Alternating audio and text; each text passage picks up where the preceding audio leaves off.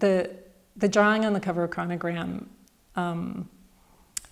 it's these two sort of funny shapes. One's a kind of complete shape. It's maybe a sort of a rock shape or something. It's something I use a lot in my work. That is, it's a little bit of a stand-in for a person, maybe, without having to show the specifics of a person.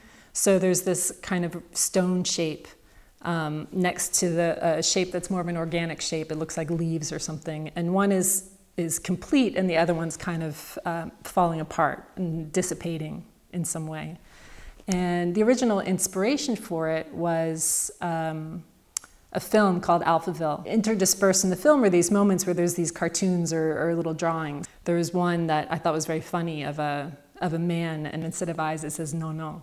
And next to him is a drawing of a woman with this sort of flipped hairdo and says oui oui. And so that just sort of stuck with me. And I like the concept of this sort of tension between opposites. If it's, you know, yes and no, or light and dark. It's these sort of contrasts that create a kind of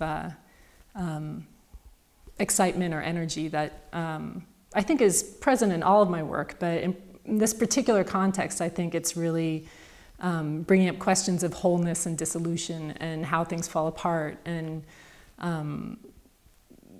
what is whole as opposed to what is something that's in pieces. It's a little bit of a philosophical question, but also something that I explore abstractly in painting and in drawing as well. It's kind of at the end of a long line of drawings where I would use pieces of text that I found from the newspaper or from other things that I was reading, and I would place them in the context of a landscape, maybe with speech bubbles, and sort of recontextualizing the text and putting it someplace where it doesn't really belong, and creating a different kind of dialogue than maybe what it was originally intended for. This drawing is also, it's part of a body of work that is connected to the video that I made, The Most Extreme Perfect That Exists, that also sort of questions these same themes of identity and loss of identity, and what makes us who we are, and beyond our sort of superficial appearance or the way we live our lives, like what the core of our identity might be. And it also sort of led to some drawings on postcards, and also some paintings. I like to not overwork things because it feels like it makes it closed to the viewer. I'm not trying to present some point of view or present some you know, particular idea. I'm just opening up a question. And so the looser I can make it and still make it interesting, leave enough to grab onto, then the more the viewer can bring from their own memory and their own history, and sort of expand the narrative from the personal point of view, as opposed to just listening to my story, which is maybe not interesting to anyone but me.